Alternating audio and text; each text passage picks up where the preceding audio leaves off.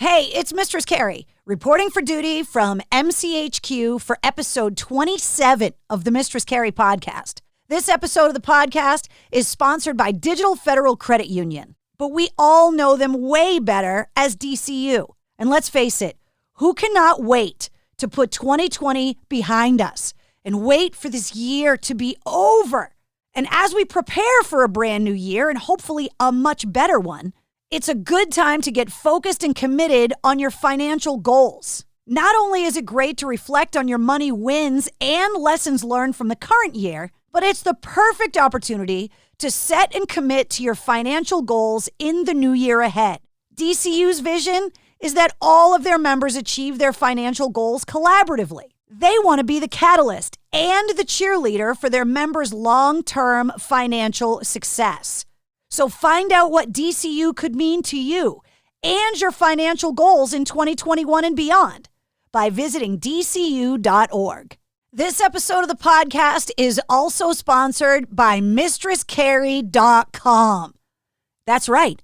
The website's alive and it's filled with great stuff. So log on to MistressCarrie.com and check out the new site. You can subscribe to the podcast. You can check out previous episodes of Cocktails in the War Room. You can read my blog, check out my photo galleries, look at the events calendar that's starting to fill up with awesome live streaming concerts, and hopefully very soon, real in-person concerts. And that's also where you'll be able to keep track of all of my public appearances and charity events.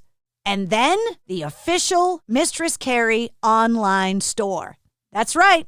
It's up and running. You can get your Mistress Carrie t-shirts, Cocktails in the War Room hoodies, beanies, pint glasses, shot glasses, Christmas ornaments, coffee mugs, and so much more. You can do all of your holiday shopping for your favorite Mistress Carrie fan online right now at MistressCarrie.com. And if you want to shop at a discount, get yourself a Mistress Carrie Backstage Pass on Patreon. Not only do you get all of the exclusive content, but you also get discount codes for the online store. Just click the Patreon link in the top right-hand corner of MistressCarrie.com. Okay, my guest this week on the podcast is one of the first celebrities I ever met at WAAF, way back when I was an intern. And it was my job to drive golf carts around and deliver cases of beer to the celebrities that we had golfing in our celebrity golf tournament. Lenny Clarke has seen and done it all. He's a Boston-based comedian and actor that's ridden the highest of highs and the lowest of lows that Hollywood has to offer. And when I mean highest of highs, I'm not kidding. Lenny is no stranger to partying, and he talks about it openly. The guy was a machine. Matter of fact, he talks in the interview about partying with rock stars in LA at the Playboy mansion. He's a legend. And now he's in better shape than he ever was. He's ripped to shreds and filling his Facebook feed with all of these crazy videos of him chopping wood and throwing battle ropes around and flipping tires. I just want to put this disclaimer on this episode of the podcast. He might get you so motivated that you might start exercising. You've been warned.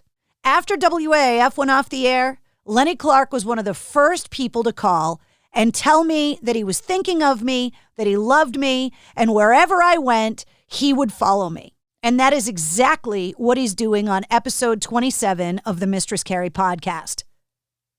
Lenny talks about everything, including the major health scare that he had earlier this year. Like 2020 hasn't sucked enough for everybody. If you've never seen Lenny Clarke in a movie, and if you've never seen him do stand-up, prepare yourself. And promise me, you will go and experience Lenny Clarke live because you'll never be the same. So allow me to introduce you to a man I am honored to call a friend, Mr. Lenny Clarke.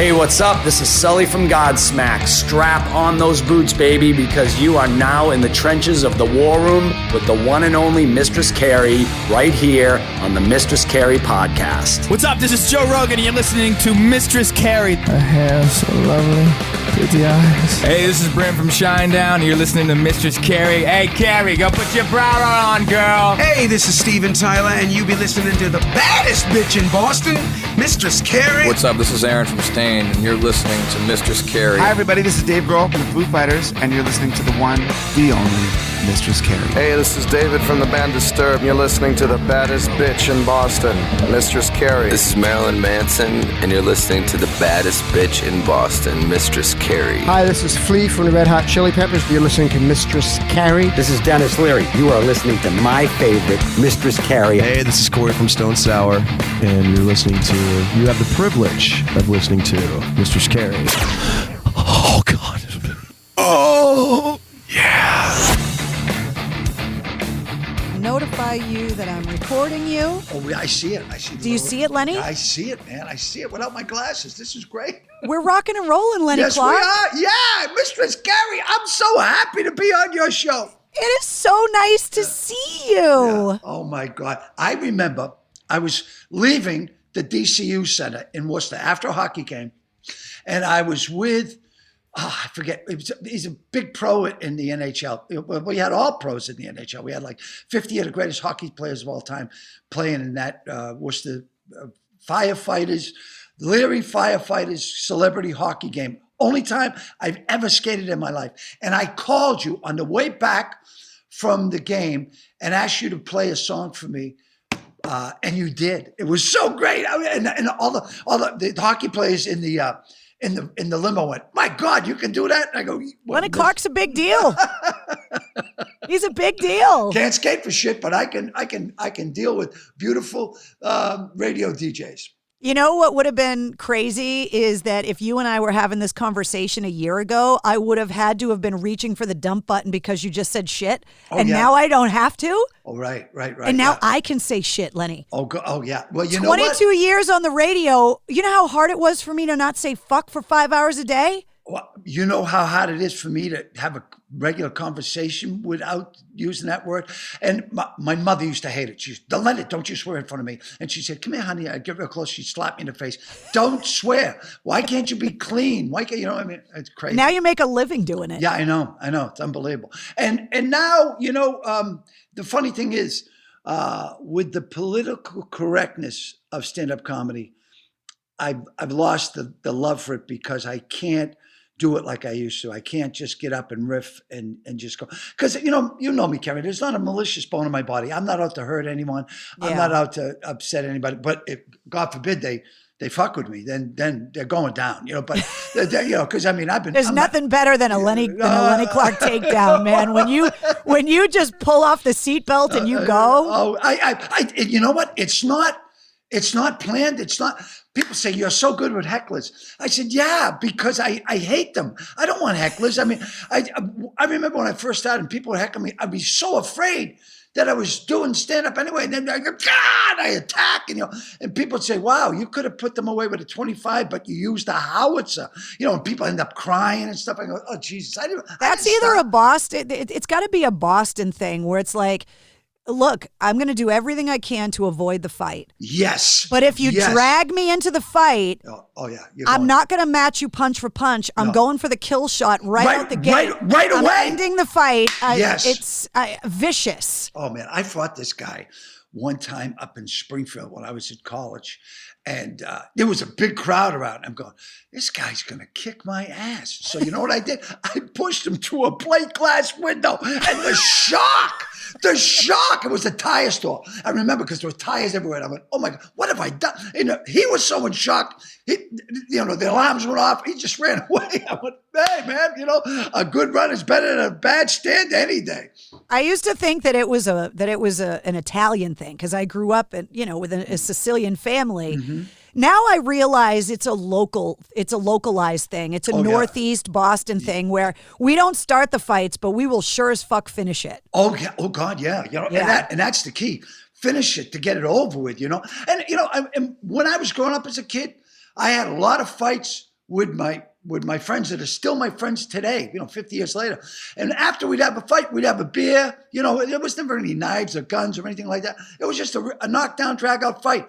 And I won most. I lost some, but we're still friends, And that's the difference between men and women. Yeah. I got into fights with girls in high school. I still hate those fucking bitches. Women don't forgive and forget. Guys will literally punch each other in the face and then put their arm around each other at a bar and buy each other a beer. Right. The hate when it comes to women, and like, we hold a grudge to the grave. I don't know how guys can do that. Yeah, well. That you guys just forgive each other. It's weird. Yeah. And like, well, I don't claim to understand women at all. I love women. I really do. But there are a couple of women who will hate me to my grave for reasons I'm not sure of, but hey, what are you going to do? It's what we do, Lenny. Yeah. Well, I try to accept it. Acceptance.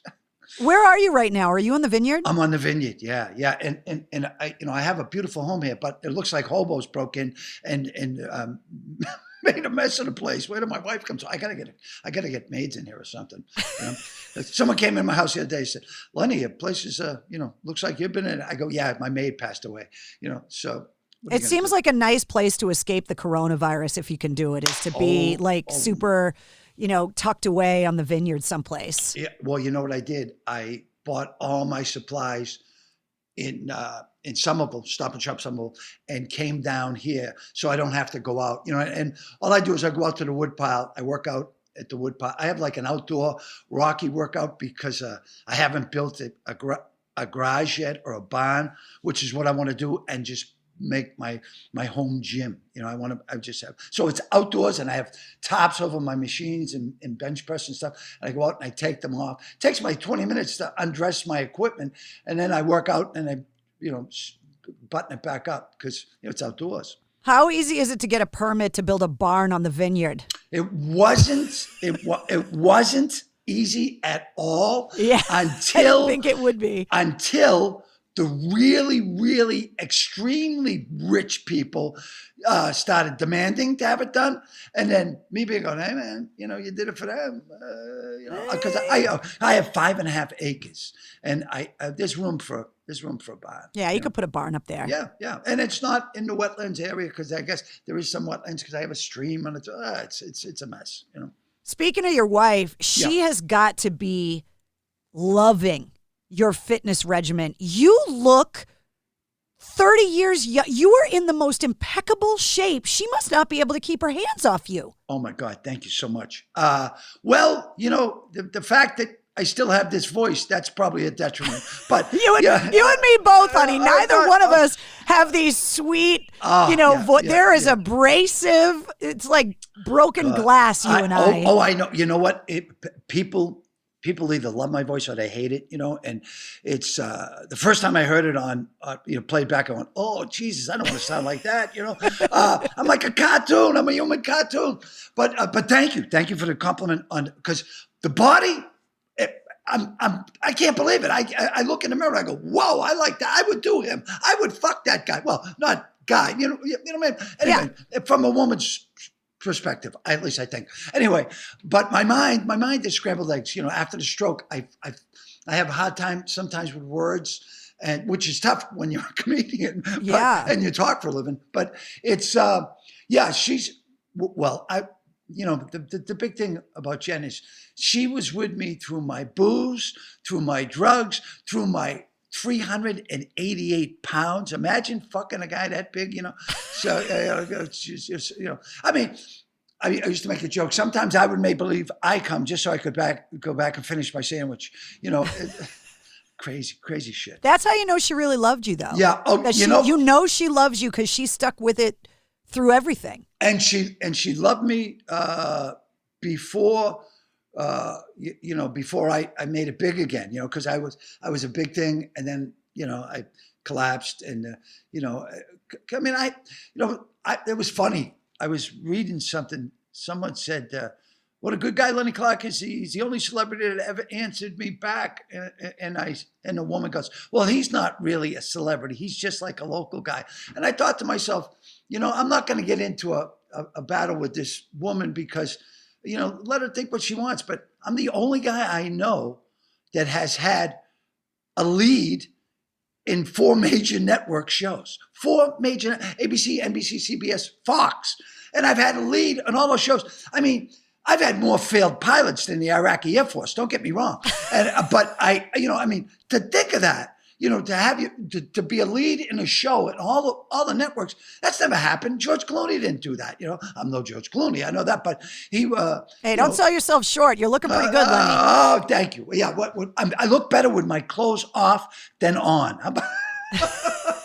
Well, I can appreciate what you're talking about now because, it was very rare in the radio industry for somebody to be at one radio station for as long as I was at AAF. I was there for 29 years overall and 22 full-time on the air. And I can appreciate when you are riding high in your career, like you're talking about, when you got a network show and you're firing on all cylinders. Oh, God, yeah. And then a hurdle gets put in front of you, like AAF getting sold to a Christian station. I know. And having to rebuild things, which, thank you very much for being so supportive of all of my new endeavors and my company and all that. Oh, God, yes. But what I'm learning through this whole mourning period of losing my beloved radio station is that it's all about surviving in the game and being able to change what you do and adapt and continue to move forward. And that is the measure of success, is that with all of the things that have been put in front of you, whether they be self-made hurdles, drinking and drugs and all of that stuff, right. or business hurdles, a show getting canceled, or like right now with the coronavirus, it's a huge hurdle because of what you do. You need to be out in public in front of people. And the fact that you're still able, or that I'm still able to continue to move forward. Right. That's success in my mind. Am I wrong? No, you're absolutely right. And may I say, I love your nails. Did the toes match too? Of course. Lenny. I know that. Come on now. I know.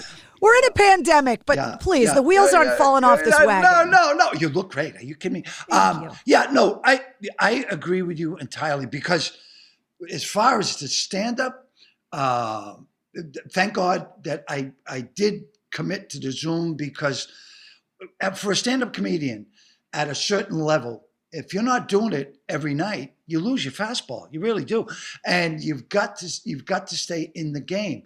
I said, I've lost my real love of it because I can't perform like I used to because I'm offended. I said to this woman the other night, she said, I'm offended. She said, really? I'm offended that you're offended, bitch. What are you going to do now? How far are we going to take this? And the fact that to be able to still do this. Oh shit! Hi, honey. I'm on a podcast. I love you. Talk to you later.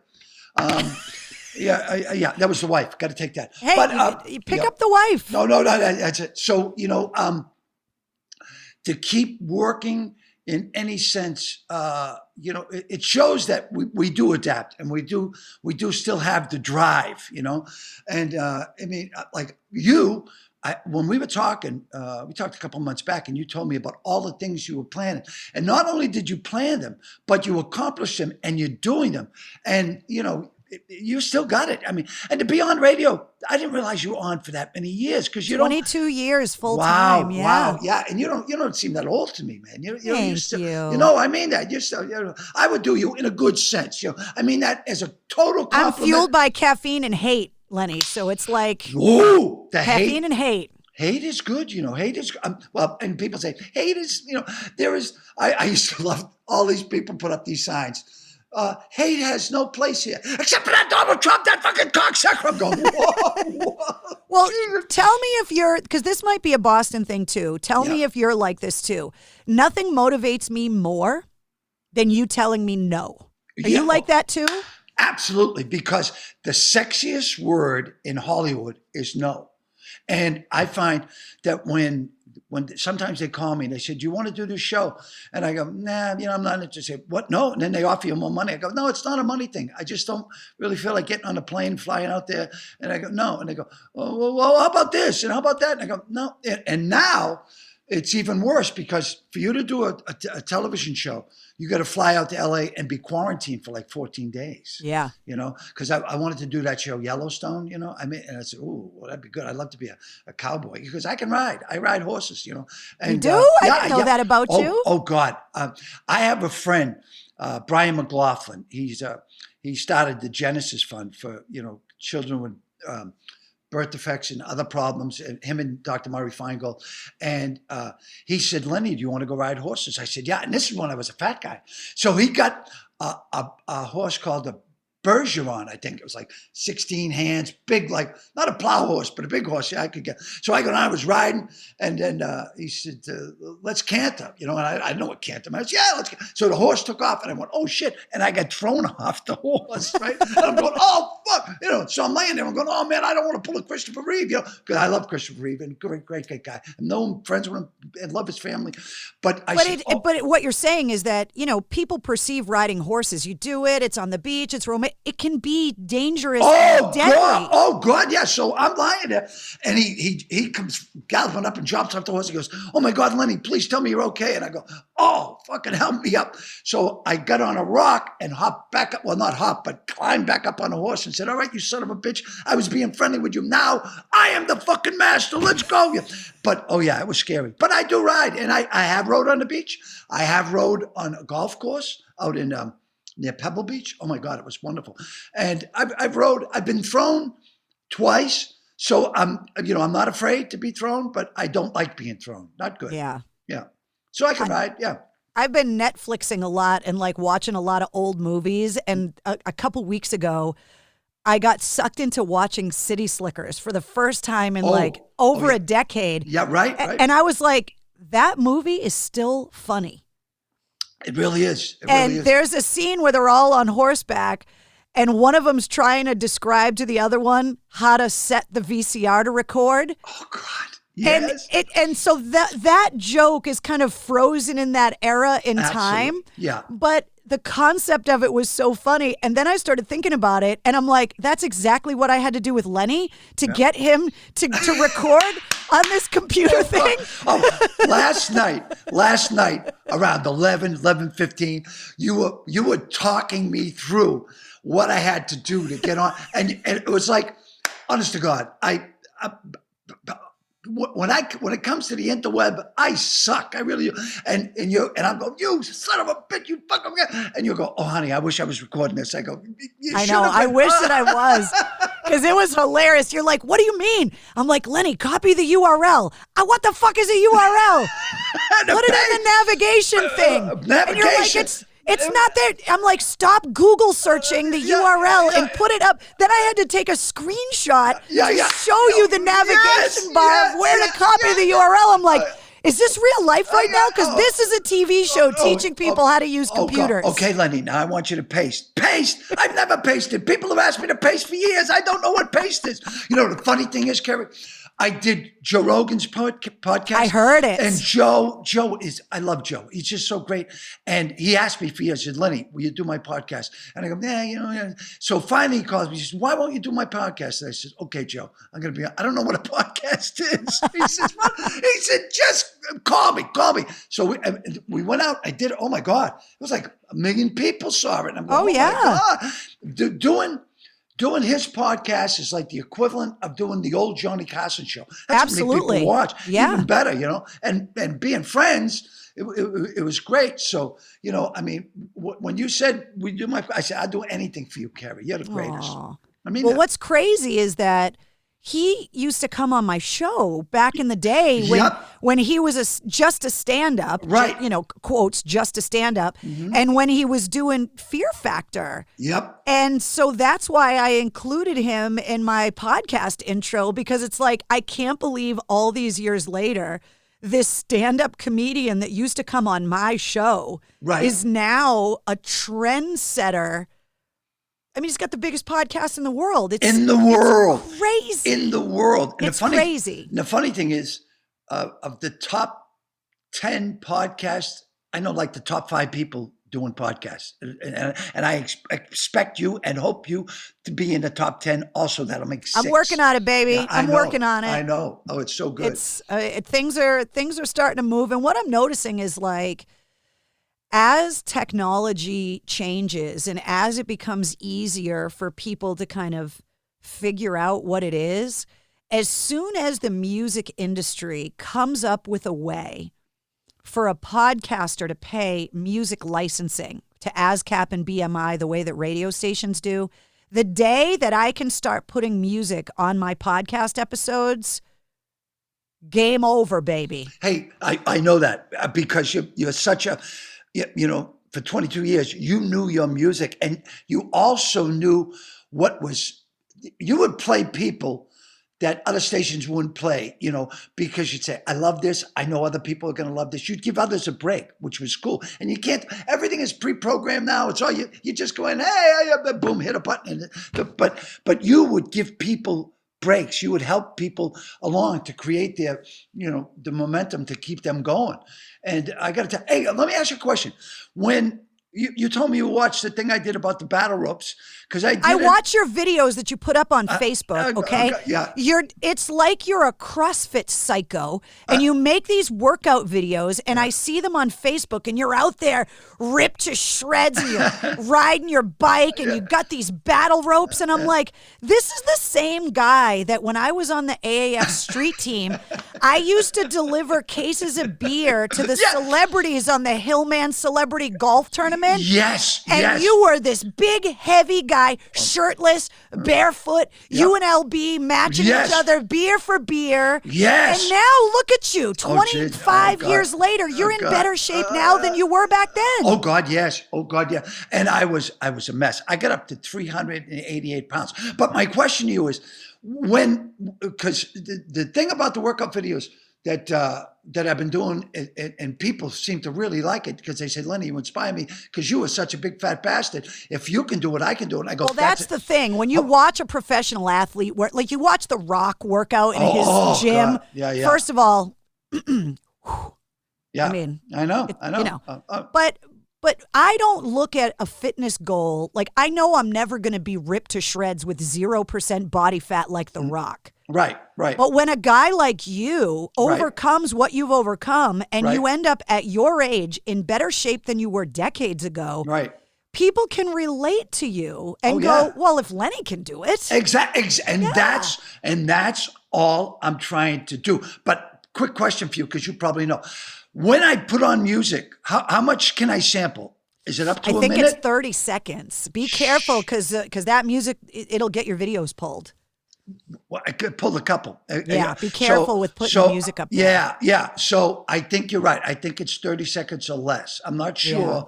But because people sample music, and there's nothing wrong with that. Like this morning I sampled The Offspring, who I love. Oh, my God. And I got to be good friends with them. Oh, geez, it was so, I mean, The Offspring and I started our careers back then. They were like a Long Beach, garage band, and then they became super big, huge, and I became friends with them. And oh man, it was just Ken Casey introduced me to them, so it was wild. But yeah, I like to sample the music only because it adds so much, like you said, to the video. And then I'll continue to do the workouts without the music, but it's just to catch people and to jazz them up. And I find that when I work out, I always work out to music. When I ride to music. I'm not an elite rider. I'm not one of these Lance Armstrong wannabes, because all these people, I mean, I ride a lot, and a lot of times these people will blow by me and I'll go, and I see them, I go, no matter how good you think you are, there's like 1,800 people doing the Tour de France that you're never going to be. Yeah. And I drive. You're never going to be the best. Just you've got to race yourself. No, that's it. Oh my God, you're so right. Race yourself, or race someone that's trying to fuck with you, you know what I mean? But then you need the carbon fiber, which I might move up to just to show them that an old guy can still take these young sons of bitches down. Well, you're spending so much time on these bikes. Yep. Girls don't have this problem. Guys, I mean, you bring up Lance Armstrong. The bike seats have been tied to testicular cancer. How are you protecting your nuts spending all that time on those bikes? Exactly. Well, I don't have that seat. I have the big, like, grandma seat with the springs and everything. But in order, see, my bike's like 37 pounds. A carbon fiber bike is like 14. I saw one the other day that was 12 pounds. And I mean, wow. Yeah. I mean, think of that. That's like 20 pounds off the weight of my bike alone. And there's a glide ratio. My bike, when you stop pedaling, you pretty much stop going. But I ride a bike with ape hangers, which is not politically correct to say. Well, like the old banana bike, and I have a great seat, so to protect my balls and ass. But it's the workout I get from that, man. When I get off that bike, I am like sweating like a pig. You put videos up of you when you get off the bike and you're drenched in sweat and you're gasping for air. Yeah. Yes, I am. But I love the videos. Well, you know what? I thought at first, I said, what kind of a nut am I doing this? But more people than not, like 99 out of 100 love it. Then there's just the haters. There's always the haters. And I said to myself, let it go. Don't even get in a fight with them. Let it go. Let them hate. Because like you said, the hate is the motivator. And when people tell you you can't do something, like, okay, when I was 388 pounds with a size 56-inch waist. Shut up, really? Yeah. I wore sweatpants for like 7 years. It drove my poor wife crazy. Another thing she put up with. And now I wear slacks. Have you heard the word slacks? I mean, I have a 33-inch waist, and I'm trying to get to a 31. I wanted to be a 31 when I was in high school. But I mean, I do a lot of ab work. And it's all nutrition. Nutrition, it's 80% what you eat, 20% what you do. And, like I've been dealing with people with great abs on the interweb. I go, man, I see someone with great abs. I go, wow, what do you do? And we talk, and it's like a thing, man.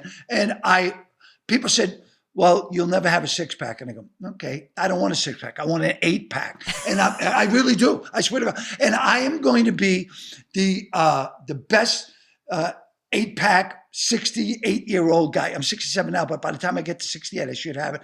And I mean, it's like you said, people who see me, a guy who was enormous, 380 and known for partying. Oh God, yeah. A notorious party animal. Oh my God, yeah. It's so funny. I mentioned Eddie Van Halen the other day because I partied with him a couple nights, and I went, oh my God, I couldn't believe Eddie Van Halen. And we're hanging out, and we were crazy together. And then when he passed away, I said, oh man. And I think he was a year younger than me. I mean, yeah, he was 65.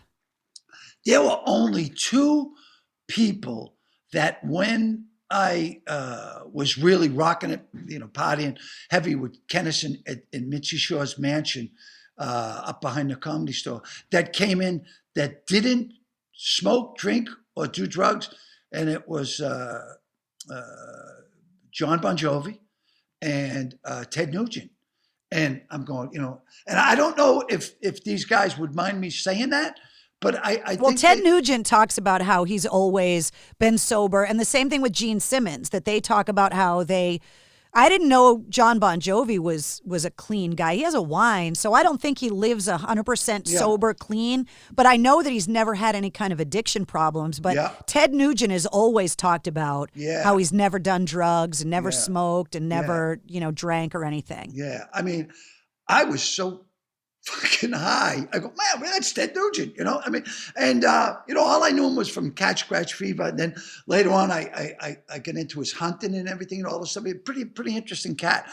And John Bon Jovi, I was just blown away because, giant rock star, very handsome.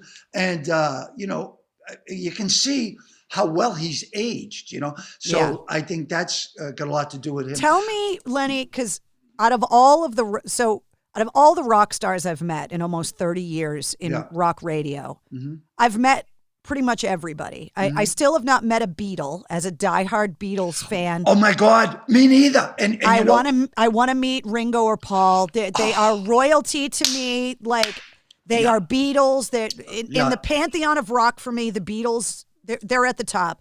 Right. But growing up, I grew up in that era where the sun rose and set on John Bon Jovi. No, yeah, right. What does he smell like? I was sitting across the table from him, and I was doing a lot of blows, so I didn't get to smell him. Because I that's why I did coke, because I love the smell of it. No, I have this smell thing where, like, I joke about how The Rock looks like somebody that smells really good. Like, he uses good soap, and whatever cologne he wears, you just know he smells good. You know what? I am a cologne wearing guy. I wear, and I got to tell you, for any guys who are going to wear cologne, don't go with the toilet water. The toilet water is exactly what it sounds. It's toilet water. It smells good when you put it on. 2 seconds later, it's gone. So I use the parfum, not perfume, but parfum. And it costs more money, but you get what you pay for, and don't bathe yourself in it. Just a little. Just a little goes a long way. And I like to smell nice. Yeah. And more often than not, women will say, "Oh my God, you smell so good." And I go, "Thank you." Because I think it's part of your personal grooming. Like me, I shave my private parts because I find it makes me feel younger. And hey, if you want me to eat, you got to set the table. God love you. Yes. But yeah, I mean, I like to smell nice. I do. I think it's part of the whole thing. This is show business, and part of it's the show. I mean, I'm not really good at the business part, but the show part, not bad. So John Bon Jovi is on that short list of rock stars I've never met. I don't know if I can be trusted around him because I mean, especially in the day and age of Me Too, like I could be one of those people that could get real handsy without even, because like I love the guy so much, but I heard you on Rogan, and obviously anybody that knows anything about stand-up comedy, which is an art form that I love so much, because I love the fact that you literally go up on a stage with nothing but a microphone and your own brain and can communicate and be able to interact with an audience in a way that I just don't think there's another art form that does that. And so I love the art form of stand-up comedy. You were part of the foundation of what stand-up comedy began, because the roots of it are in Boston. There's countless stand-up comics that have come out of Boston. Oh God, big people that have gone on to superstardom. For people that don't know, right? Because I always, when I'm on the podcast, I always want to make sure that if I'm having a conversation, I want to make sure that people are listening, that I'm not losing them. So let's make a list of famous comedians that people may or may not realize are from Boston. Okay. So there's the big ones. I mean, obviously you, but let's go down the list of the big ones. Well, me, unfortunately, like people, some people say, "Do you know who I am?" I always go, "Do you know who I used to be?"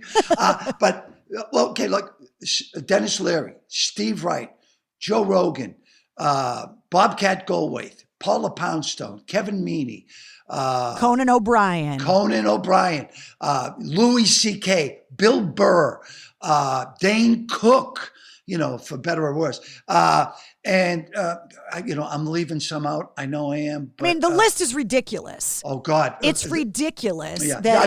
Tom Kenny, a brilliant stand, who is SpongeBob SquarePants. You know what I mean? And very funny as a stand-up too. Oh God, there's so many more than I can't think of. So I bring it up because that generation and era of stand-up comedy, I mean, you start talking about the 80s and what was going on in stand-up comedy in Boston. Sweeney, Gavin, Rogerson, George McDonald, Mike McDonald. Oh God, I'm leaving others up. Tony V, Artie G, I mean, these are all people that I'd put up against anybody. And like you said, I was involved in the comedy explosion, because when I started, there was no comedians in Boston other than Steve Sweeney and a couple other guys. I don't even know if they're still doing it now, but I would have to go to New York. New York or LA was the only other two places. Chicago, had Second City and Zanies. And then when after the explosion, there were about 7 or 8 clubs in Chicago. It took me 10 years to break into Chicago. And when I did, I loved it. It was a great town, great people, great comedy. But it's tailed off completely too. But like I said, New York or LA, and I had to take the train down to New York. And I'd go down, and because I was from Boston, they treat me like shit. They put me on last. I'd go up and I'd blow the room out. And they go, oh, here's $10. You can come back next week. And $10. I'd give that as a tip to the bartender. Go ahead, thanks for the beer. And I'd take the train back. And then my brother Mike said, we don't have to you don't have to do that. We can do it here in Boston. And we did. And Barry Cremens at the Ding Ho, that's when comedy blew up. And I rode the wave of that boy, and it was really something. Yeah, it was crazy. And that all happened at a time, for me, my formative music years. You talk about being in LA at Mitzi Shore's mansion and partying with John Bon Jovi and Eddie Van Halen and Ted Nugent. Tell me about the rock stars and the rock parties in LA when you're riding this stand-up comedy wave while the LA rock scene was taking off in a way. I mean, that just seems like a recipe for fucking disaster. Oh yeah. I mean, well, you know what? The thing was, doing blow back then, it was like everyone was doing blow. We were doing blow with supermodels, porn stars, rock stars, everybody. It was doctors, lawyers. I mean, I'm going, wow, these people are so successful. How can this be bad? Can you believe I worked in rock radio for almost 30 years and I've never tried cocaine? Never once. Thank God you didn't. Never Thank once. God. I tell people now, they say, well, what do you think? I go, oh, no, don't do it, man. Don't do it. I mean, because I don't blow at the Playboy Mansion, being whacked out of my suck. And how was that? These are the stories I want to hear from you, because you were in all these places and with all of these people that most of us would have what was the Playboy Mansion and the height of the Playboy Mansion parties? What was that like? That's when I was there at the fucking height. I mean, I couldn't believe it. My first wife was a Playboy model, Jewish cocaine dealer from Birmingham, Alabama. What could go wrong? What could go wrong? Yeah. That's the definition of the Ghostbusters crossing the streams. There's nothing good coming from that. No. And so I got to go because she was a Playboy model. We got to go to the mansion all the time. And when I went to the mansion, I got to meet other people. All right. For instance, get that. It could be Hollywood. No, you know what it is? What? Take it if you have to. It's my husband. Take it. He's deployed. And you got to take it. Take the call. Take the call. Take the fucking call. I'll heat up my coffee. Okay? Wait, hold on. I want you to be able to say hi to him. Hold on. Okay. What's his name? His name's Paul. Okay. Hold on. Let's see if I can get him. I just want to make sure he has pants on. Sometimes he FaceTimes me and he's not wearing pants. Oh, that's a good husband. Well, I mean, yeah. When he's deployed, you got to do what you got to do. I understand. See, now he doesn't want to answer. Probably because he knows that I'm working. I told him I was going to be talking to you today. Oh. See, we get him. Get him on the phone. Oh, there he is. Okay. Hey. So. Hi, Paul. That's Lenny Clarke. He says, hi, we're doing an interview. Okay. You have pants on. Thank you for your service, Paul. Lenny says, thank you for your service. I know you're over in the sandbox right now. Yeah, he says it's his honor. I'll call you back. Oh, God. I'm getting ready to go to bed. I got to wake up early. All right. Good night. Be safe, Paul. Be safe. I love you. He's going to bed, so. Oh, yeah. He's over in the sandbox. Yeah. Yep. See, look at that. Black diamond ring with skulls. Does he know me or what, Lenny? Oh, God, I love that. Cool, right? It's not a ring anybody else would want, but yeah, look at my wedding ring. Very cool. It's got skulls with black diamonds in the eyes. Oh, my God, I love it. Love it. Did he design that? No, but he found it for me. So obviously, fantastic. Yeah. So anyway, so we're talking about your first wife and the Playboy Mansion and all that. Right. Okay. So I'm at the mansion one night, and there's this elderly woman, and she staggers like she's going to fall. I was trying to put a coat on. And I reach and I grab her. And she goes, aren't you nice? And she goes, look at all these other sons of bitches. No one else would help me. And I go, oh, no. I says, I was brought up right. And she said, what's your name? I said, my name's Lenny. She said, isn't that funny? I had a son named Lenny. I said, really? She said, what do you do? I said, I'm a comedian. She said, my son was a comedian. I'm a comedian, Lenny. I go, you're not Sally Marr, are you? And she goes, yes, I am. I go, you're Lenny Bruce's mother. And no she goes, way. Yeah, way. And she goes, you know him? I go, oh, God, I read everything about him. I said, as a comedian coming up, I was a big historian of the people who came before me, Well, he's the guy. For anybody that doesn't know the history of stand-up comedy, it kind of begins and ends with Lenny Bruce. Am I wrong? Oh, no. For me, yes. Yeah. Everyone loved Lenny. I mean, he was just like phenomenal, And we became close friends. And she would call me up. She wanted to go up to the mansion for brunch. I go, yes. So I'd go, I'd pick her up, And by going with her, my wife, and meeting other people, I got to meet Hugh Hefner. And Hef knew me by fucking name. I'm going, oh my God. I mean, are you having a good time, Lenny? I went, oh my God, he knows my fucking name. It was unbelievable. It was just crazy, And it was just, I remember going in there the first time in awe of seeing all the A-list stars and celebrities and people just getting. He used to spend $1 million decorating the pool, the fucking pool. And that's not $1 million today. That's $1 million in the 80s. And he had 7 girlfriends, 7 fucking girlfriends, And I mean, imagine you have a girlfriend, she goes, you're out. Next, please. Next, like Belichick, next man up, And do your job. Yeah, right. Yeah, I remember. As a matter of fact, I remember the first time I met Bill. Bill Belichick. We were flying coast to coast, and we were talking, and he was doing all this research for the combine. And I said, so what are you doing? He said, well, I'm going to the combine, but I got to stop in LA first. I'm going to a party at the Playboy Mansion tonight. And I go, oh, I've been there. And we started talking. And then it was just like, we became fast friends. We've been friends ever since that. But once again, I was there during the heyday. I was also there during the time when Hef had got married to the one girl. And it was altogether different. Things really changed, I mean, and then it got sold, and I mean, Hefner tried to work out a deal where he could live there until he died. You know what I mean? It was like, oh, you own it, but I still lived it till I died. That didn't work out. So then he died, and I think his daughter sold it. It's not there now, but I mean, yeah, they're totally like gutting it and renovating it. But I think about like that lifestyle, right? That mansion, those parties, that lifestyle, that way. And it's like, that will never happen again. No, never, ever. I don't care who you are or how much money you have. That will never, ever happen again, because that was pre-cell phones. Well, that's what I was going to say. There's no Twitter. There's no TikTok. There's no Snapchat. There's no camera phones. And face nothing. Me, face you, fuck this, fuck that. No, there was nothing. And, oh my God, Carrie, I remember it was so unbelievable. I was in awe, shock and awe.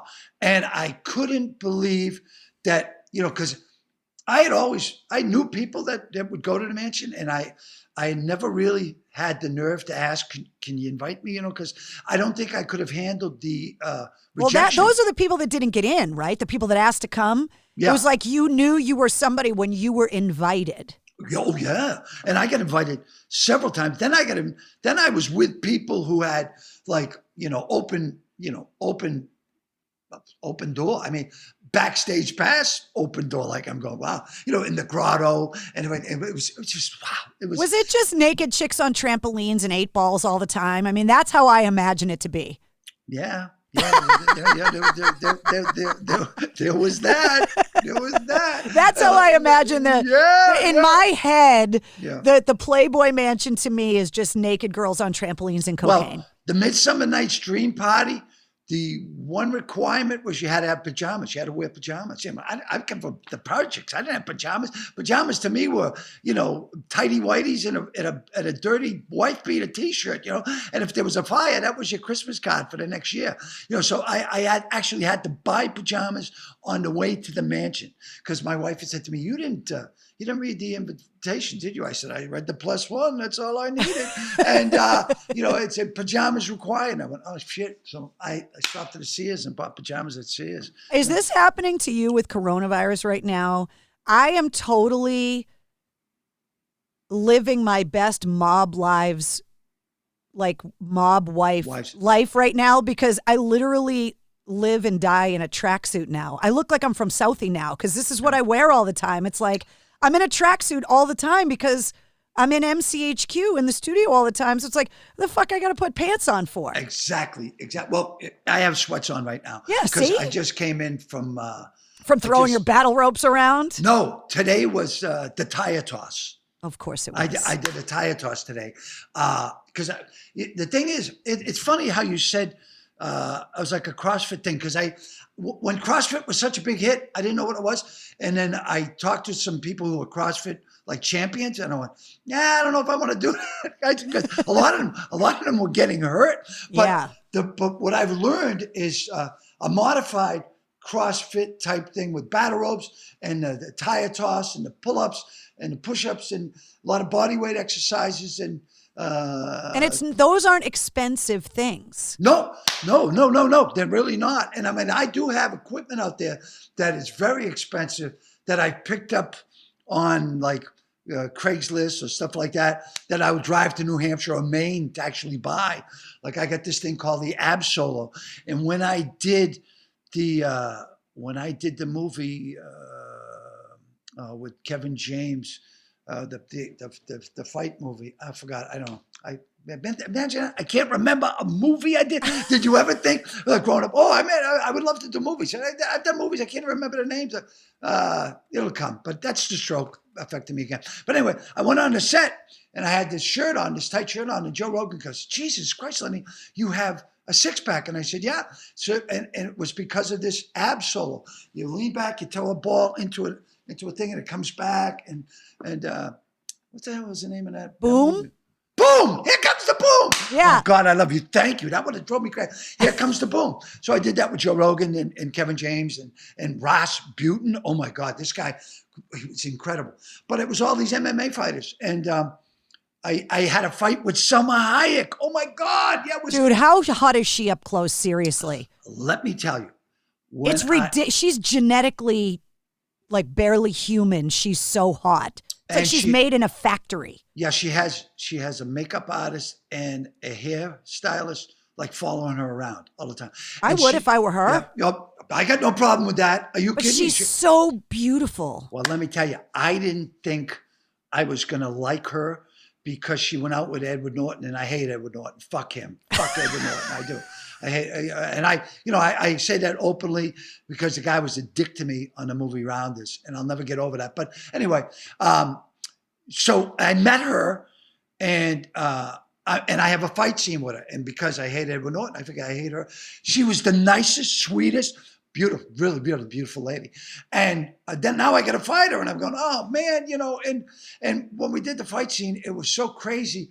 And I scared the shit out of her. And she went, oh my God, and cut. And they said, what's wrong? She says, this man is really scaring me. And Kevin James yells out, he's scaring us all. Back to one. But she couldn't have been nice.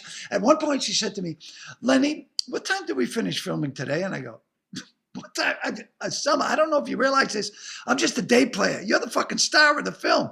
We finish when, you say it's done. She goes, I have to fly to Europe to be with my husband tonight. I go, private plane, right? She goes, oh, yes. I go, the plane leaves when you say so. So don't worry about it. Yeah. And I won't hold you up. We'll get this scene done as quickly as you want. Well, I love women like that could get by on their looks alone, right? Mm-hmm. That are just so naturally beautiful. Yeah. That are also women that have impeccable comedic timing. Oh, yeah. I love women like her that can jump in and be super funny. Oh, incredible. Yeah. I did Ghostbusters with Kristen Wiig. And Kristen Wiig, I love. I just think she is so hilarious. And I think she's hot. She's beautiful. She's a beautiful, sexy, beautiful woman. So I'm on the set of Ghostbusters and I'm doing a scene and she walks by and I go, oh my God, Kristen Wiig. And I'm, it's like such a fucking fanboy. And she goes, I said, please forgive me. I said, but I got to tell you, you are so funny and so talented and so hot. You really, Well, you forget how naturally beautiful she is because she's constantly making herself ugly to be funny. Yeah, exactly.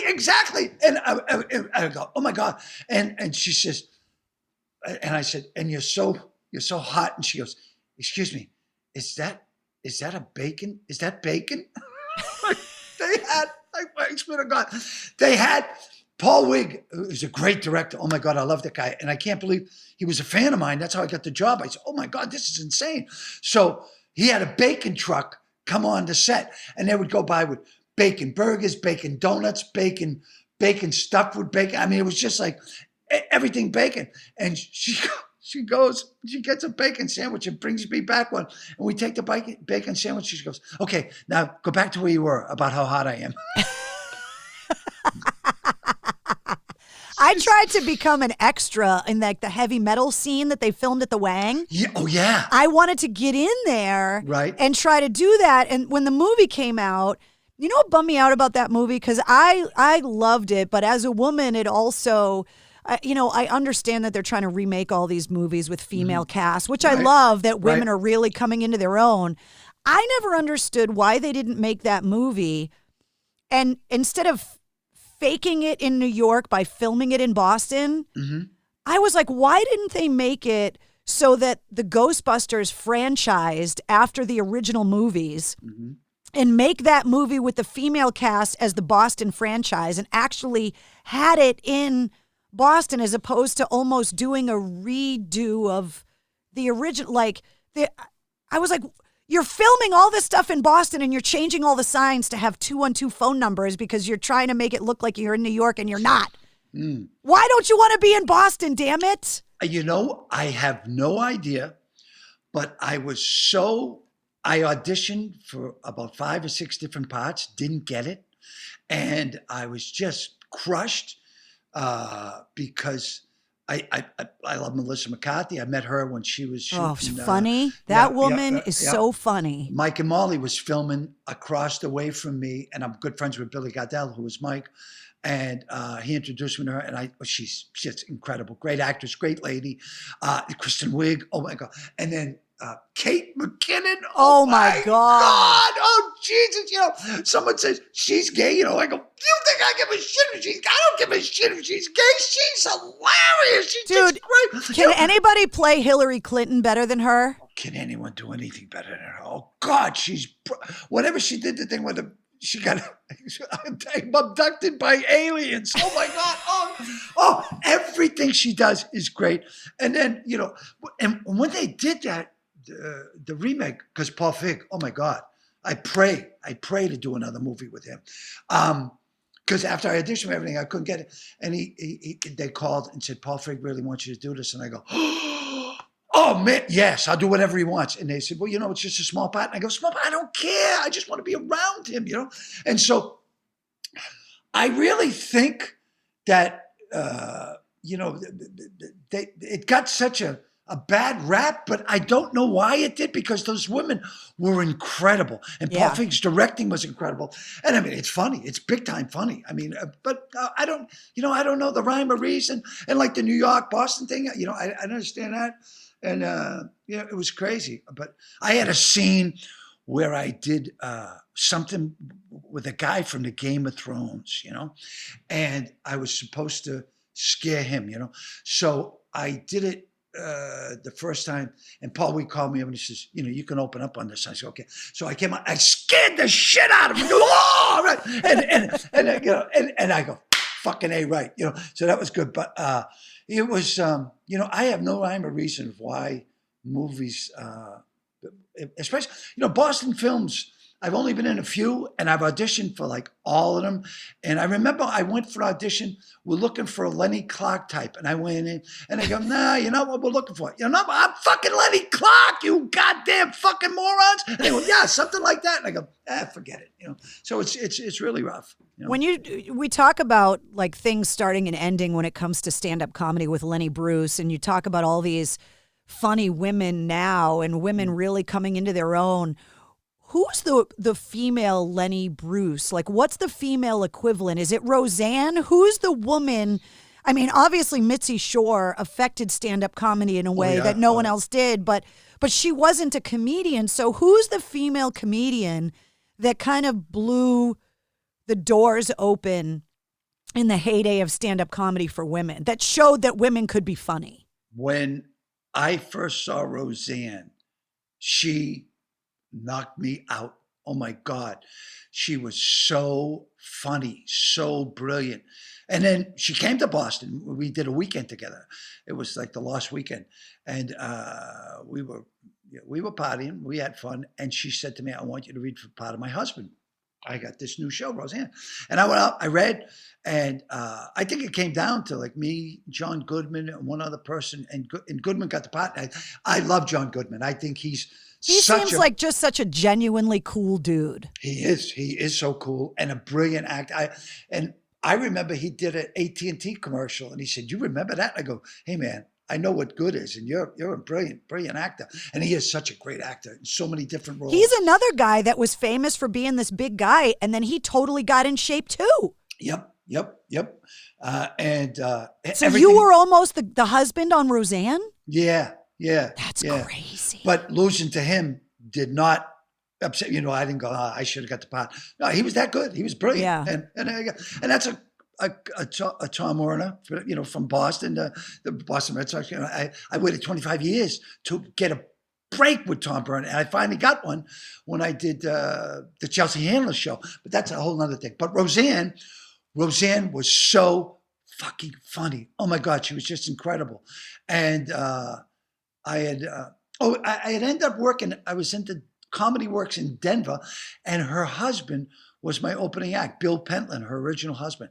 And he told Roseanne, he goes, "Oh, this guy Lenny was so good to me, but she liked that." And then we became friends, and we've stayed friends over the years, you know. And I've utmost respect for her. There's a girl in Boston now. There's a couple of funny girls in Boston now, but Christine Hurley is. Oh my God, she's amazing. Yep, and then Kelly McFarland, another one, love her, and Carolyn Plummer, funny girl. I mean, yeah, there were some great girls working in Boston.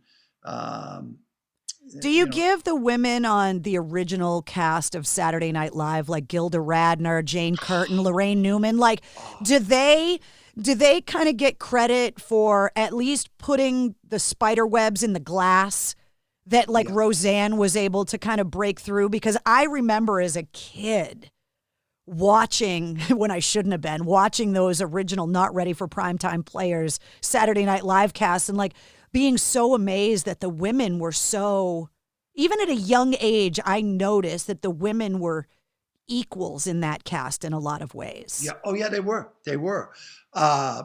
Because Jane Curtin, you know, look at Jane Curtin. I mean, but to be able to play the straight woman to Dan Aykroyd, you know, Jane, you insufferable slut. You know, I mean, oh my God. Yeah.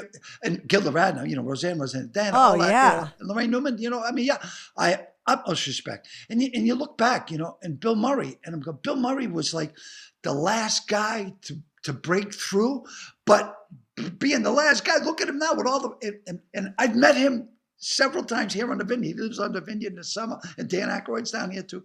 I mean, it's just, just meeting them, you know, to be able to say hello to them. It's just like Bill Murray seems like that guy that like,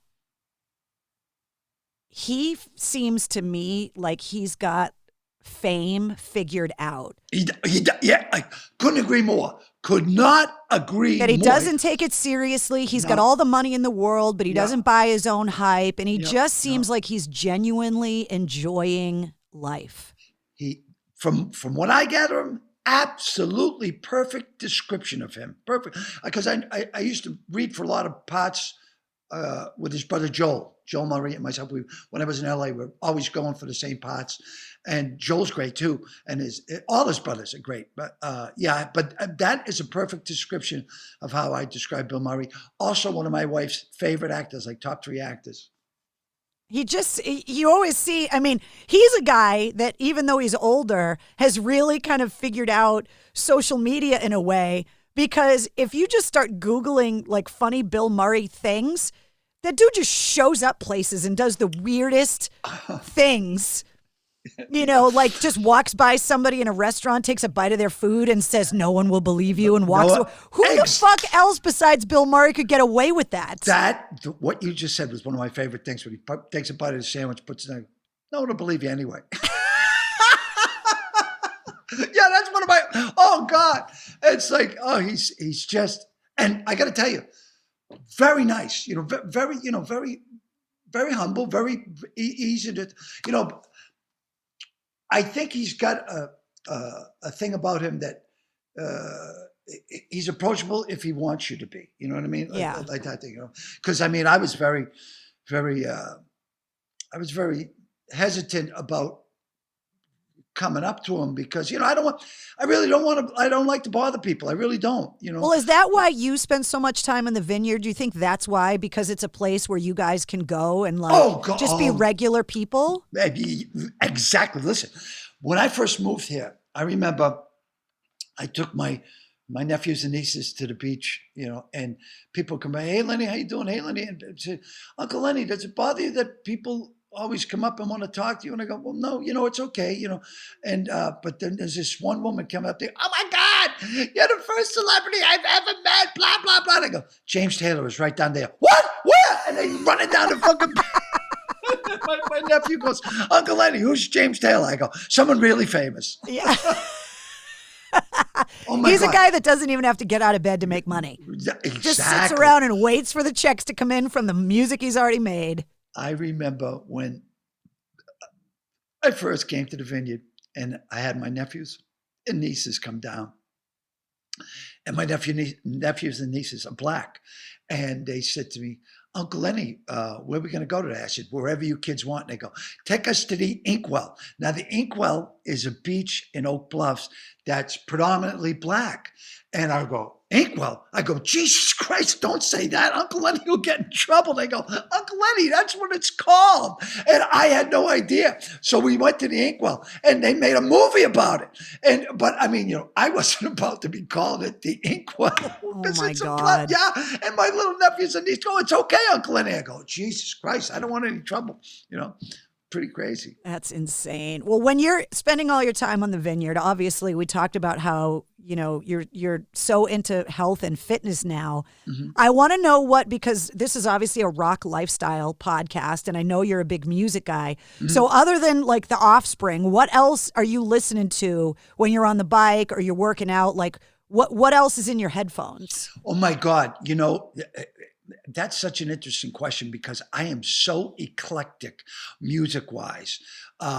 Most people would not like my choice of music because all right, when I rode in the MS 150, I have 2 sisters with multiple sclerosis, and my brother Mike, who is like Lance Armstrong, rides a bike, and I went to send off the 2,000 bikers, to give them the official send-off one day. And I said, "Yeah, and someday I'll come and I'll ride with you." And they took it serious. And they said, "Now you have to ride with us." I go, "I mean, I was just kidding." They said, No, you have to ride with us. So I trained like a madman, 6-7 hours a day sometimes, riding a bike so I could do 150 miles in 2 days. That's what this race is. You start from Quincy and you go to the Mass Maritime, you stay over there in the barracks, and then you ride from there to Provincetown the following day. So 150 miles in 2 days. So I had to do that.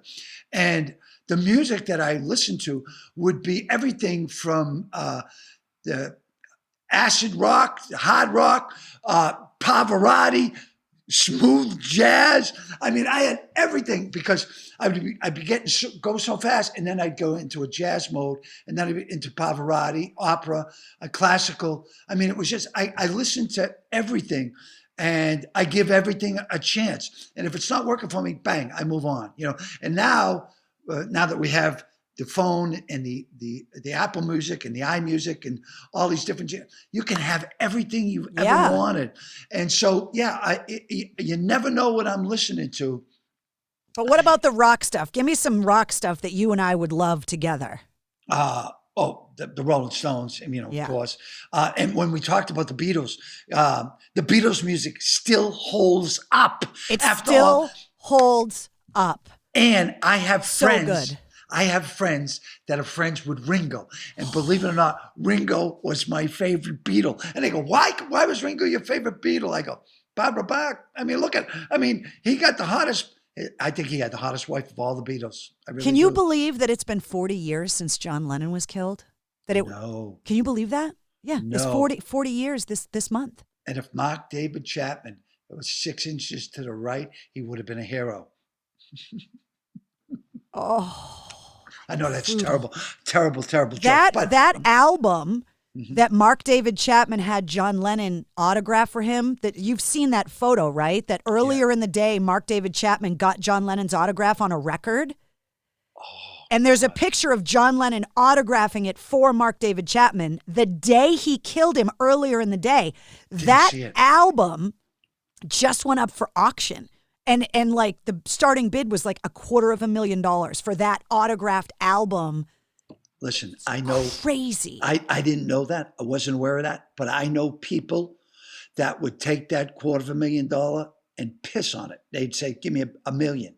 I mean, I've done a lot of, I've become a celebrity auctioneer, and I've raised millions and millions of dollars. One of my biggest ones is the Mass General Children's Hospital, which I do every year, and raise tons of money for them. And I'm so happy to do it because I did it out of the goodness of my heart, and the Mass General has saved my life like 3 times. So I know people. Me too. They're wonderful. Oh my God. Unbelievable. We're so lucky to live by a hospital like Mass Gen, right? The Mass General Hospital, best hospital in the world. And let me tell you about this. They've won that honor 3 out of the last 10 years. But I know this, people with unlimited amounts of money, if they have one hospital to pick, Mass General, people fly, the Saudi sheiks and kings fly over from Saudi Arabia, stay at the Four Seasons, and take a Rolls Royce to the Mass General right down the street. Believe me, I hope you're never sick, and this is to all your listeners. I hope you are never sick. I pray you're never sick. But if you are, the Mass General is the place. Oh, yeah. God, yeah. That I got to make a correction in real time. That record is auctioning off right now $1.8 million. Oh yeah, there you go. Yeah, right. $1.8 million. I know people will go. I know people that would go 2.5 right this moment, and I 4 of them are on speed dial, which is an old term because we don't have speed dial. But there's a cover of Double Fantasy, and Mark David Chapman had him sign it the day he shot him. It's just crazy. Yeah. Wow. Oh my God. I was on, I believe it was TV 38 when I had the Lenny Clarke Monster Mash Spectacular, and I remember we did a Mark David chapstick fake commercial. Hi, I'm Mark David Chapsburg. I'm Mark David Chapstick. And when I'm out waiting to kill famous musicians, I always use chapstick lip balm. Oh my God. That was right before I got fired. But I got fired for something else. I got fired for doing some Christian thing. Yeah, Christian. Send money for the Christian thing, the 007. You know what's crazy? It's like, maybe this is a Boston thing or whatever. When I celebrated my 20 years on the air, which was in 2018, I started going through all of my archives. And then this year was supposed to be WAF's big 50th anniversary. And so I started digging through all of my old archives, all the cassette tapes, the demos. So I found the demo that I put together when I applied to be Opie and Anthony's producer Oh my God. Back in the day, like in 1996. And that demo was what eventually got me on the air because I thought this is, I'm thinking, all right, I'm in my early 20s or whatever. Howard Stern's got Robin. Right. Opie and Anthony should have a female producer. I applied for the job. So I put this demo together, right? And you talk about like these inappropriate bits, which is what made me think of it. So remember back in the 90s, there was that British nanny and she went on trial for shaking that baby and the baby to death, right? Yeah, right. Yeah, I remember that. So I'm trying to be Opie and Anthony's producer and I'm putting all these things together and I had to use my own voice because there was nobody else to use. And I did an impression of that nanny with a British accent talking about when I'm not shaking babies, I'm listening to Opie and Anthony. Like that was, and I think back at that now and I'm like, who the fuck would do that now?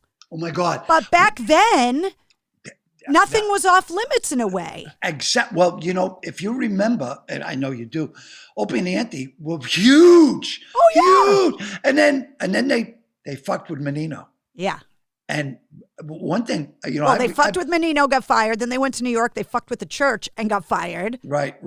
They're first of all, them getting fired was the best career opportunity for me ever because that's how I ended up on the air because they ended up getting fired. Well, but those guys seem to find a way to fail up. It's unbelievable. The thing about Tom Menino, I was very friendly with Tom Menino. I loved him. Loved his wife, Angela. Loved his daughters. Loved his son. The great family. But you did not fuck with Tom Menino. You just didn't. I mean, and I know people that did and paid the price. Now me, I always had great respect for him as a man, as the mayor, and like he was a powerful cat, man. Yeah. Powerful cat. And I didn't realize that because we were friendly. I golfed with him, man. It was unbelievable. I mean, I'm golfing with the mayor, and last of the big city mayors, because he was huge. So they got fired, went to New York. They got fired there. They were, and I think I might have done their show. Then they went on Sirius XM, which for them, they could say whatever they wanted at that point. Right. And then they had the big falling out. Oh, yeah. And then they got taken off the air and they had to wait for like a year to come back on. But yeah, that was... and I always got along with both of those guys. Like I never wanted to get in between whatever was going on with them because both of them were so wonderful to me. Not only while we worked together at AAF, I mean, at the time when they were on the air, I was driving the van. Like I was that girl that was setting up their live broadcasts and stuff. Yep. But when they got fired, there was so much venom. People were so angry. And because I was the new DJ coming in, I got a lot of that hate focused at me. And both of those guys were so encouraging to me. And they were like, look, these opportunities come. You got to take them and just fucking run with it. And but that shows how strong you are. Not just as a strong woman, but I mean, as a strong DJ, you went through that and you carved out a niche for yourself that was unbelievable. And you had die-hard fans. Now, maybe you took to some of the hate in the beginning, but you used that hate and it made you better, bigger, stronger. Yeah, and caffeine and hate. I told you. That's what I'm fueled on. Yeah. Oh, I know you are, baby. I know you are. You know what I wanted to ask you? Because I was shocked when I heard this. I want you to tell me about the stroke. Okay. All right. So tell me about because that happened this year. Yeah, that happened So tell me your timeline. Like, when did your life stop becoming normal because of COVID? Okay. And all right. Like start there and like, when did you start hunkering down? Because like, when's the last real comedy gig that you did before the restrictions went in place? Oh man. Yeah. Like I'm still working now. As a matter of fact, I'm working this weekend, Friday and Saturday up at Giggles because my brother, Mike, he's a genius. He put up a tent. And then when the tent got cold, he put in heat. So it's a heated tent like a pavilion, and it's social distancing and, all the hand stuff and mask and everything else. So it's relatively, we haven't had anyone, come down with COVID that's been to the tent, and they do all that the typing and shit. I forget. But anyway, the stroke. Well, all right, we're going to finish with the stroke because I do have one thing I got to do. Go do your thing. But tell me the story because you're so much better now. So I wanted to hear this story. I love you. All right, here's what happened. My wife is in Virginia taking care of her mother who they live on a farm. And when I married my wife who lived on a farm, I figured they were poor people. I had no idea it was like a fucking horse farm in Virginia where people ride horses. That's no small money, Lenny. Yeah, like, I know. I went down there. I went, holy shit, what's this? What's that? What's that? They live next to Paul Mellon, and this guy, big money. So anyway, I said, wow, that's why I'm, I married wealthy again, and that's why I'm at the vineyard. Yay! Beautiful. 5.5 acres. I live on an estate. Of course you do. I would expect nothing less. Well, who knew? So anyway, so I get up, and my wife is down there taking care of her mother because her sister wanted to put her in a home, and I went, oh man, have you put her in a home at the time, at the height of the COVID, that's not good. So she borrowed 10 grand off the mother to take her to court to prove she was incompetent. My wife said, screw this, jumped in the car, drove down. She's been there ever since. So I've been down to visit like 4 or 5 times. As a matter of fact, I'm going down again Sunday night. I'm going to drive this time. But anyway, I woke up and I was home alone in the vineyard and my hand was asleep. I go, maybe I slept on my hand. I made a cup of coffee. And my hand was still asleep. I go, come on, wake up. You're going to go. So I went to the computer and I went online and it was just like all jumbled like an old video game. And I go, that ain't right.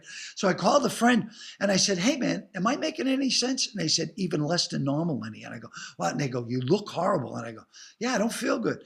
And I go, and I knew something was really wrong with me. So did you have any pain? Other than your hand just being weird? Like, did your head hurt or anything? I was dizzy. I was dizzy and I felt I was going to faint. And then I started to get pains in my chest and I went, this is not good. So I popped a couple of Bear aspirin, which I think I'm going to do a commercial for them. Jumped in my car and drove myself to the hospital. Now I did that because if I could show you, I'm up on a bluff overlooking the ocean about a mile off a dirt road, off another dirt road. And I figured if I called 911, because my friend said, call 911. I go, if I do, there's a good chance they won't get the right road. And if they miss me, it could be too late. So I got in a truck and I'm driving like a madman. I figure, hey, if I get pulled over by the cops, they all know me anyway. They go, Lenny, where you going? Well, at least then you can get an ambulance. Right. I say, well, follow me. No, you follow me. I'm going faster. So anyway, I got to the hospital and I went in and they said, Lenny, what's wrong? And I was like Kirk Douglas. I really couldn't speak. So crazy. Yeah, I know. So they said, oh my God, you're not right. So they put me in a wheelchair, drove me into a room, and then they shot me in the ass with something which I regained my speech with. And I went, wow. I go, what's up? And they go, Lenny, you're having a stroke. And I go, what? Yeah. They go, it's a major stroke. And I go, really? And they go, yeah. And they said, well, what are we going to do? I said, we're going to put you on an outbound helicopter. It's inbound now. It's about 20 minutes away. And I go, really? I go, yeah. And I go, well, I don't know if I can do that. And they go, you have to do it. And I'm thinking, I got to go home and hide shit, because you got to have that friend that'll erase your browser history and delete all the weird porn. You got to have that person. Exactly. And other things. So anyway, I couldn't do that. So they said, no, you've got to get on this chopper. So they came in and there's this little guy, one of those genius guys. Okay, we have a white male, age 65, trouble breathing, trouble speaking, elevated pulse rate, high blood pressure, blah, blah. I'm going, this guy's good. And I go, oh shit, he's talking about me. And then there was the nurse and she's like this 6'3", dark-haired Amazon beauty. I'm going, her name's Heidi. I'm going, ooh, wow, wouldn't I love to climb that yodel? But, because that's what guys think, I know how they are. So anyway, they strapped me into a gurney and they're wheeling me out. And as we're going through the hospital, people, it's a small island. People are, hey, Lenny, how you doing? I go, not too fucking good. You're strapped to a gurney. What's the answer? Yeah, exactly. And they go, hey, man, can I get your autograph? I go, do you see I'm strapped in? And I go, quick, take a selfie. So lean in. So people have selfies of you on the stretcher having a stroke? Yep. Oh my so God. Now we're going out and we're getting on the medevac helicopter. And it's not a regular helicopter because it's all equipped with stuff to it's a keep you hospital alive. inside. Yeah, exactly. they're crazy. Yeah. So they put me in. I go, wow. When I was a fat guy, I don't think I could have made the weight cut. Someone would have to get out. And if someone's getting out, we're going to get rid of the smart guy. Keep Heidi. She's keeping me alive. So anyway, we fly up, and it's a rather uneventful flight, which is what you want to hear on a medevac flight. And when we got to the Mass General, as we came over the river, the wind started picking up, and we're hovering like 4 feet off the roof of the Mass General. And I'm going, the helicopter, I said, turn off the key, just let it fucking drop on the landing strip, let it fucking drop. And as I'm screaming and shit, and I think that's what the guy did. We go, boom, we fucking land. And he turns around, he rips off the mask, he goes, hey, Lenny, it's me, Freddie. I used to drive you when I flew helicopters for Ernie Bach. I went, oh my God. It never fucking ends. So they wheel me in, and right away they give me the COVID test, and I passed that. And then they give me another test. A guy put something up my ass, but I think he may have been the janitor. I'm not sure what it was, but I thank God for the Mass General Hospital and Dr. Lamalia. Oh my God, this guy did a beautiful. I forget what they did. Carotid artery. That's right. Yeah. See, I'm a little slow and things, but this guy was so good. I mean, I had to convince him to do the operation on me. It was like he had to interview me. And I went, well, please, man. Yeah. But because of the Mass General Hospital, I'm still alive today. That was my last thing. But, oh, my God. So when was that? 5 months ago. Wow. 5 months. Yeah. Yeah. And he told me, Lenny, 3 things. Medication, diet, and exercise. And I take all of them very, very serious. But you had already gotten in shape and lost a bunch of weight. Did they credit that lifestyle change with one of the reasons why you survived the stroke? That and the aspirin that I took immediately when I was having a stroke. So that's why I tell people, always carry aspirin with you, And, I tell you what, I think it was a major reason why I'm still alive today. It's also, they credited the fact that I was in shape and, not off the booze and drugs and everything for not having the paralysis. Yeah. Because I don't have slurred speech other than my regular slurred speech, which is what I've always had. But it's, and the fact that I can walk without a limp and it was just. How long have you been sober now? 24, almost 24 years. Wow. Yeah, clean and sober, off the shit too. I was a very naughty boy, but it's unbelievable. I've had some great people help me, and I still try to help others. Because look, we all had our periods of partying, which I can't believe I'm still alive. So many of my friends are dead, Yeah. I look at these pictures sometimes. There's one picture of me, Rodney Dangerfield, Sam Kennison, Bill Hicks, Robert Schimmel, and I love Robert Schimmel was one of my favorites. I loved his comedy. So funny. Oh my God, he was so funny. Killed me. Hicks was funny too. Kennison, oh my God, Kennison. Oh, please. Yeah, I know. And talk about a rock fan. That guy. Oh my God. And porno stars. Oh my God. And Richard Jeni, he was always one of my favorites too. Richard Jeni, I got along. Loved his comedy. Oh my God, Richard Jeni. When my agent robbed me for millions of dollars, because when I popped and became like the hottest comic in the world at one particular time, I really was. Because of the TV show on CBS and everything. He would hire Richard Jeni to open for me. I'm going, what? Fuck that. He's too good. I can't follow that. They go, I only managed to do it because of the notoriety but I'm going, I don't want to fucking have him open me. This kid's fucking better than me.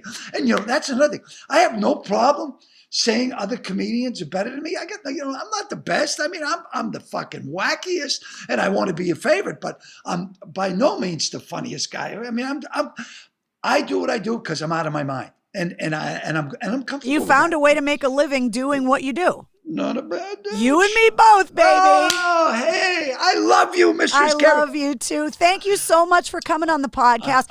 Hey, where can people go to find out where you're going next and stuff? What's your Do you have a website? I have a website that's like almost non-existent, Oh you know. my God. But like Facebook, you know.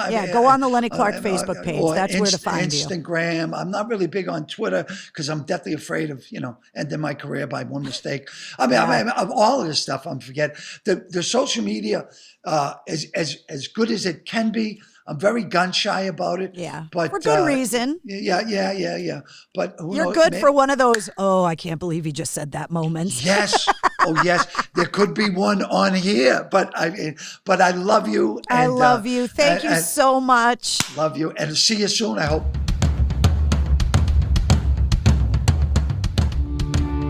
Well, there he is, the one, the only Lenny Clarke.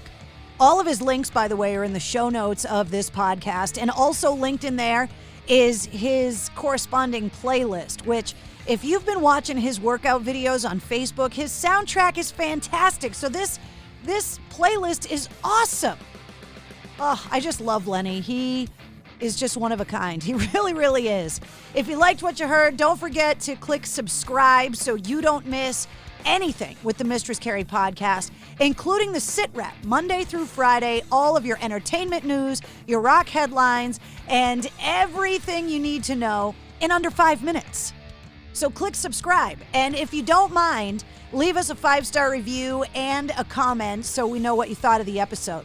By the way, all of my social media links are in the show notes as well. Thanks once again to Digital Federal Credit Union, or DCU.org, for sponsoring this episode of the podcast. And of course, it was also sponsored by MistressCarrie.com.